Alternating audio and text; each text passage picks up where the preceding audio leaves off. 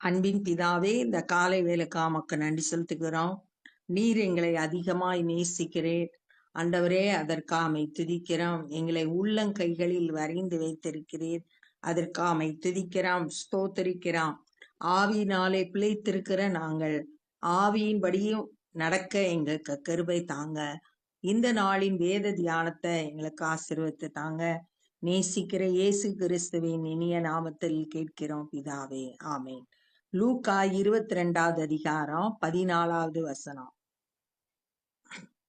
வேலை வந்தபோது அவரும் அவருடனே கூட 12 அப்போஸ்தலரும் பந்தி இருந்தார்கள். பஸ்கா ஆசரிக்கும்படியா இவங்க எல்லாம் ஒரு ஆயத்தமாக்கப்பட்ட ஒரு பெரிய அறையில இருக்காங்க. அந்த டைம் வந்த நேரத்துல அவர் மரணம் அடைகிறதுக்கு, சிலுவையில தன்னை ஒப்பு கொடுக்கிறதுக்கு நேரம் வந்தபோது, அந்த பஸ்கா ஆசரிக்கிறதுக்கான வேலை வந்தபோது அவரும் அவரோடு கூட 12 அப்போஸ்தலர்களும் பந்தியிருந்தார்கள். அப்பொழுது அவர் அவர்களை நோக்கி, நான் பாடுபடுகிறதற்கு முன்னே உங்களுடனே கூட இந்த பஸ்காவை புசிக்க மிகவும் ஆசையாய் இருந்தேன். ரொம்ப ஆசையா இருக்கு இந்த பஸ்கால நான் உங்களோடு புசிக்கிறதுக்கு அப்படின்னு சொல்லிட்டு சொல்றாரு.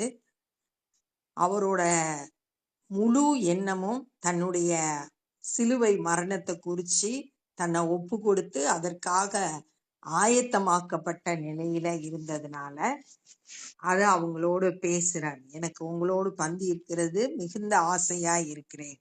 தேவனுடைய ராஜ்யத்திலே இது நிறைவேறும் அளவும் நான் இனி அதை புசிப்பதில்லை என்று உங்களுக்கு சொல்லுகிறேன் என்று சொல்லி, தேவனுடைய ராஜ்யத்தில் இது நிறைவேறும் அளவும், தேவனுடைய ராஜ்யத்துல ஒரு பந்தி இருக்கு. அது வெளிப்படுத்தல் 19வது அதிகாரம் 9வது வசனம். அவன் என்னை நோக்கி, ஆட்டுக்குட்டியானவருடைய கல்யாண விருந்துக்கு அழைக்கப்பட்டவர்கள் பாக்கியவான்கள் என்று எழுது அப்படின்னு சொல்லியிருக்கு. அங்க ஒரு நமக்கு கல்யாண விருந்து ஆயத்தமாக்கப்பட்டிருக்கு. அந்த அந்த விருந்து வரைக்கும் நான் இனி இதை புசிப்பதில்லை என்று உங்களுக்கு சொல்லுகிறேன் என்கிறார். அவர் பாத்திரத்தை எடுத்து ஸ்தோத்திரம் பண்ணி, நீங்கள் இதை வாங்கி உங்களுக்குள்ளே பங்கிட்டு கொள்ளுங்கள். முதல்ல அந்த பாத்திரத்தை எடுத்த உடனே முதல்ல ஸ்தோத்திரம் சொல்றாரு, நன்றி சொல்றாரு. அதுக்கப்புறம் இத வாங்கி உங்களுக்குள்ள சீஷர்களுக்குள்ள அதை பங்கிட்டு கொள்ளுங்கள் அப்படின்னு சொல்றாரு. தேவனுடைய ராஜ்யம் வரும் அளவும் நான் திராட்சை பழ ரசத்தை பானம் பண்ணுவதில்லை என்று உங்களுக்கு சொல்லுகிறேன் என்றார். பின்பு அவர் அப்பத்தை எடுத்து ஸ்தோத்திரம் பண்ணி அதை பிட்டு அவர்களுக்கு கொடுத்து, இது உங்களுக்காக கொடுக்கப்படுகிற என்னுடைய சரீரமாய் இருக்கிறது, என்னை நினைவு கூறும்படி இதை செய்யுங்கள் என்றார். அப்பத்தை எடுக்கிறாரு. முதல்ல தேவனுக்கு நன்றி சொல்றாரு. அதுக்கப்புறம் அந்த அப்பத்தை பிச்சு கொடுக்கும்போது, இது என்னுடைய சரீரமாயிருக்கிறது, என்ன நினைவு கூறும்படி இதை செய்யுங்கள். அவருடைய சரீரம் சிலுவையில பிற்கப்பட்டது. எதற்காகனா நமக்கு ரட்சிப்பை கொடுக்கும்படியா தன்னுடைய சரீரத்தை ஒப்பு கொடுத்தாரு. அதற்கு அடையாளமா இந்த அப்பத்தை உங்களுக்கு பிட்டு கொடுக்கிறேன் அப்படின்னு சொல்றாரு. போஜனம் பண்ணின பின்பு அந்த அப்பத்தை சாப்பிட்ட பிறகு அவர் அந்தப்படியே பாத்திரத்தையும் எடுத்து, இந்த பாத்திரம் உங்களுக்காக சிந்தப்படுகிற என்னுடைய இரத்தத்தில் ஆகிய புதிய உடன்படிக்கையாய் இருக்கிறது என்றார். பாத்திரத்துல திராட்சை ரசம் இருந்துச்சு. அதை என்ன சொன்னார்னா, இது உங்களுக்காக சிந்தப்படுகிற என்னுடைய இரத்தம் அப்படின்றாரு. சிலுவை மரணத்துல அவருடைய இரத்தம் சிந்தப்பட்டது. அந்த இரத்தம் நமக்காக சிந்தப்பட்டது. அதன் மூலம் புதிய உடன்படிக்கை செய்கிறார். யாத்ராகமம் 24வது அதிகாரம் 8வது வசனத்துல, பழைய ஏற்பாட்டு நாட்கள்ல ஆடு அடிக்கப்பட்டு அந்த இரத்தத்தை தெளிக்கிறாங்க. 24:8 மோசே இரத்தத்தை எடுத்து ஜனங்கள் மேல் தெளித்து, இந்த வார்த்தைகள் யாவையும் குறித்து கர்த்தர் உங்களோடு பண்ணின உடன்படிக்கையின் இரத்தம் இதுவே. உடன்படிக்கையின் இரத்தம். ஆடு பலி செலுத்தப்பட்டு அந்த இரத்தத்தின் மூலம் தேவனோடு புதிய உடன்படிக்கை செய்யப்பட்டது. இங்க இயேசு கிறிஸ்து தம்மையே பலியா ஒப்பு கொடுத்து தன்னுடைய இரத்தத்தின் மூலம் நமக்கு ஒரு புதிய உடன்படிக்கை பண்றாங்க. எரேமியா தீர்க்கதரிசி மூலம் அந்த புதிய உடன்படிக்கையை குறித்து தீர்க்க தரிசனமா சொல்லப்பட்ட வார்த்தைகள் எரேமியா 31 அதிகாரம் 31-34 வரையும் சொல்லப்பட்டிருக்கு. நான் இஸ்ரவேல் குடும்பத்தாரோட புதிய உடன்படிக்கை பண்றேன், அவங்களுடைய பாவத்தை நான் நினைக்க மாட்டேன், மன்னிப்பேன் அப்படின்னு அங்க ஆண்டவர் வாக்கு கொடுத்திருக்காரு. அந்த வார்த்தையின்படி இயேசு கிறிஸ்துடைய சிந்தப்பட்ட அந்த இரத்தத்தினால தேவனோடு நம்ம புதிய உடன்படிக்கை பண்ணுகிறோம். அவர் நமக்கு ஆக பலி செலுத்தி அவருடைய இரத்தத்தினால புதிய உடன்படிக்கை செய்யப்படுது. பின்பு இதோ என்னை காட்டி கொடுக்கிறவனுடைய கை என்னுடனே கூட பந்தியில் இருக்கிறது.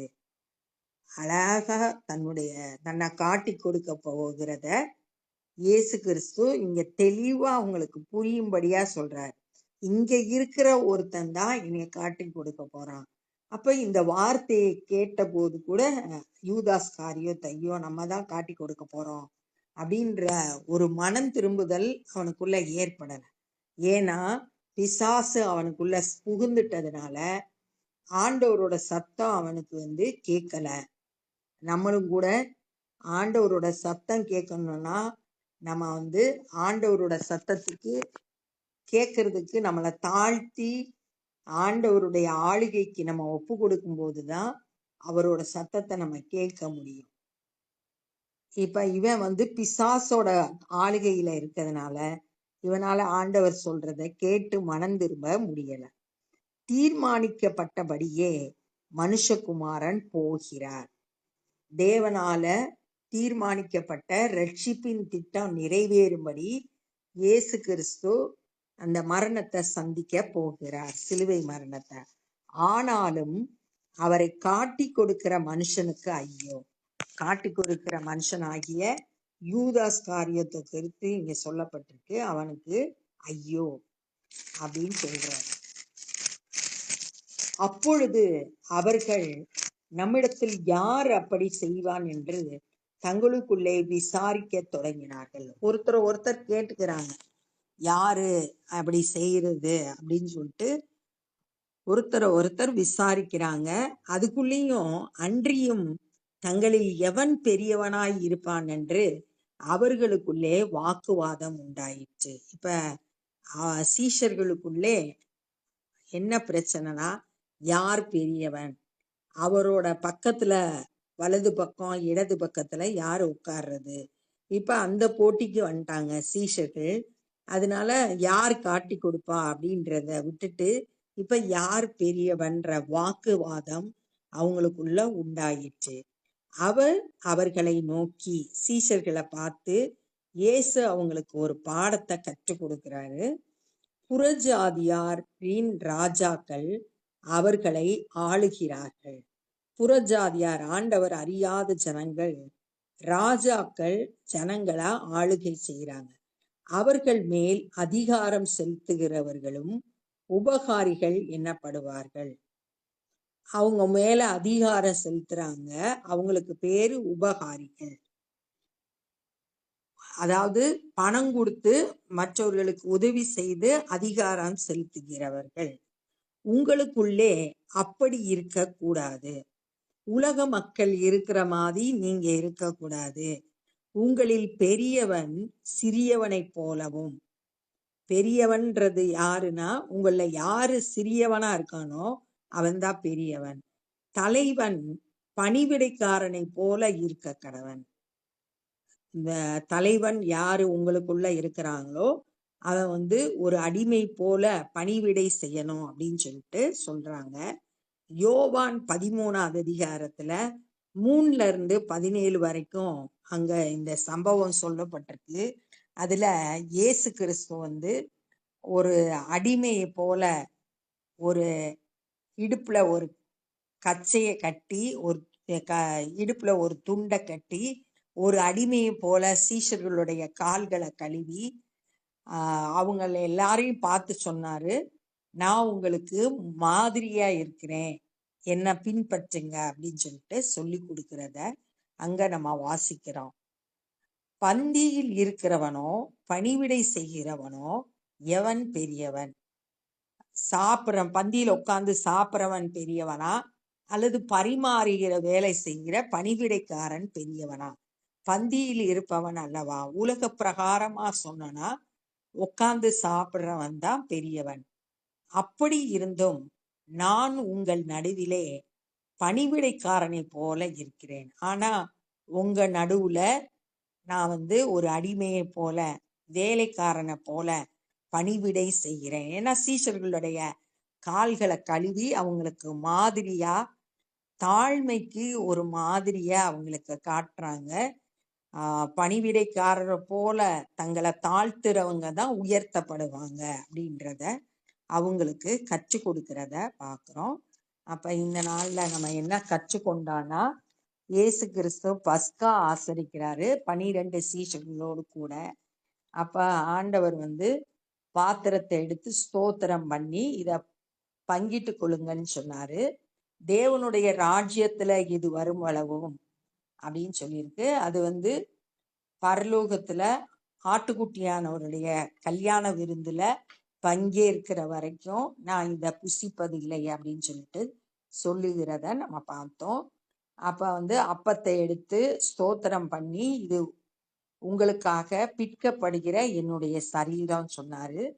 போஜனம் பண்ண பிறகு பாத்திரத்தை எடுத்து அது வந்து உங்களுக்காக சிந்தப்படுகிற என்னுடைய ரத்தமா இருக்கு, இதன் மூலம் நான் புதிய உடன்படிக்கையை பண்ணுகிறேன், புதிய உடன்படிக்கையின் இரத்தமா இருக்குது அப்படின்றத சொன்னாங்க.